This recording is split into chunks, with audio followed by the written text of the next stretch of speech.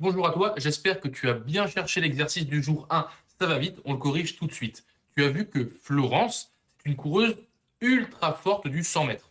Et là, on va étudier sa vitesse instantanée, c'est-à-dire la vitesse. Au début, elle est hyper lente, et après, hop, hop, hop, hop, elle accélère super vite, et ça augmente sa vitesse instantanée. Et là, on remarque que sa vitesse est modélisée par la fonction f, et qu'elle évolue de façon linéaire.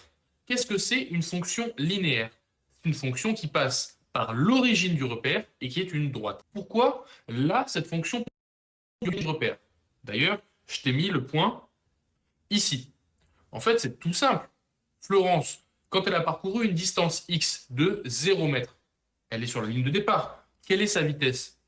Sa vitesse est de 0 mètre par seconde. Elle est immobile. D'accord? Maintenant, on a ce point, il nous en faut un deuxième pour construire la droite. Où on va chercher, sur notre deuxième donnée, ici. On mesure la vitesse sur la ligne d'arrivée de 9,7 mètres par seconde.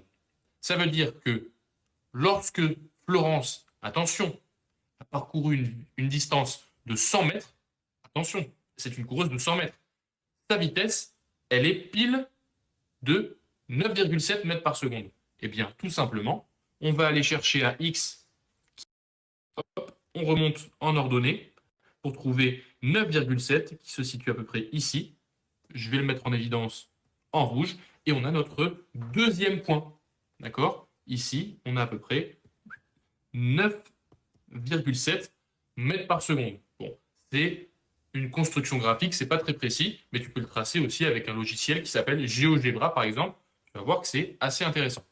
On n'a plus qu'à relier les deux points avec une ligne.